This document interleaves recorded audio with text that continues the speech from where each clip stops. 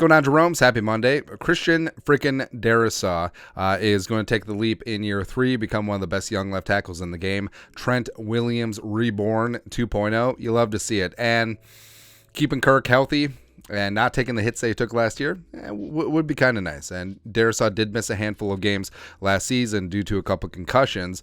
And what's interesting is that the Vikings did trade the guy who seemingly was being prepared to be his backup left tackle in Vederian Lowe, trading the second-year former Fighting Illini to the Patriots for a 6th-round pick. So the backup left tackle spot is wide open currently. So what are the Vikings' options on the blind side for Kirk? Well, a couple are in-house, a couple are outside of the team, and a couple are outside the box. So let's go through six options for Vikings at left tackle 2. Number 1, Blake Brandel. So Blake Brandel, 6th-round pick, 2020.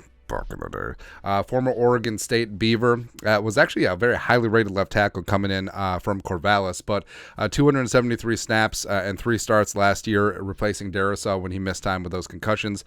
Didn't go good. 55.3 PFF grade, 13 pressures, 7 sacks, where it's impressive where you allow like half of your pressures turn into sacks. That's kind of rough, man. Also 3 penalties. It was just not good. And this entire training camp, it has been Vederian Lowe as left tackle 2, and Blake Brandel's been inside at guard. So it's pretty clear that they want to have him on the inside. But, I mean, is it going to be a flexibility spot? Would Brandel be the backup guard and backup tackle? It's possible. Next up, number 2, Oli Udoh. So they re-signed Oli Udoh to a 1-year, $2 million and change deal to be Brian O'Neill's backup. Now, Udoh, like we said, respect, did play well in Brian O'Neill's absence last year because right tackle is his position. They tried him at right guard, didn't work because I actually think that his arms are too long.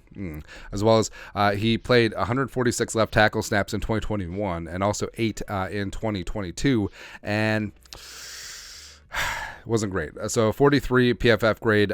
He allowed 8 pressures and a sack, and also had 2 penalties. It was just rough. So even though yes, Oli Udoh would be ideal if he would be the swing backup tackle, I don't know if that's actually a viable option right now. Next up, number 3, Ezra Cleveland. So this has some moving parts where, say the Vikings do sign Dalton Risner, and say Dalton Risner takes over at starting left guard, and then Ezra Cleveland kicks out to left tackle 2.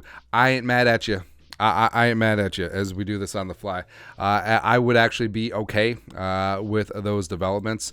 And if Ezra did eventually become, in a contract year, he could demand a trade. He could do whatever. But if he is that sort of swing backup guard tackle, like we talked about Brandel's role last year, earlier, potentially this year, I would take that at this point. Next up, option number 4 for left tackle 2. Jason Peters. That's right. The ageless wonder. Do not care. You know, the 41-year-old says that he still wants to play, and he can still do it. Not at the high level, all-pro, all-world that he was, back in the mid 2010s, but he played capable guard last year for the Cowboys. He played capable left tackle for the Bears 2 years ago, and he could be both a backup guard as well as Darrisaw's backup tackle as well as mentor, showing him how to be a pro's pro. I think that does have a lot of utility. Next up, option number 5. 53-man roster cuts. So I got to pay attention since a lot of teams are announcing their cuts, but there's a few interesting tackles out there like Yannick Kajus, former West Virginia Mountaineer, almost heaven, West Virginia, recently released by the Jets. Greg Little, former 2nd-round pick by the Patriots, the Panthers, he just got released. Kajus was a 3rd-round pick by the Patriots. Julian Davenport is out there chilling. Alex Leatherwood, the tackle taken ahead of Christian Darrisaw out of Alabama. Now he's bounced around the league a little bit. The Bears just cut him, so maybe Kwesi leans into a mama I can change him situation. I don't know. Then lastly, so there are free agent options besides Jason Peters, and I just put Eric Fisher in just as like a stand-in. So maybe not him specifically, but there are some potential options out there. Now, Fisher is 32, does have some health problems, former number 1 overall pick in 2013. It would be like when the Vikings signed Jake Long. Do you remember that for like 2 seconds? That was pretty good. But I think overall, since I mean, they cut Jared Williams, who's the third-team left tackle. They traded Vederian Lowe, who's the second-team left tackle. So either they see Brandel or Udo taking over, or the backup left tackle to start the season isn't currently on the roster. Unless it's Ezra. But we'll see what happens. Anyways, your thoughts are thoughts. What are the Vikings going to do for Christian Darrisaw's backup at left tackle? Let us know your thoughts and our thoughts in the comments section below. Subscribe for daily Vikings takes. Want to support the work? Put a little something in the Venmo. But till next time, Skull Production Value.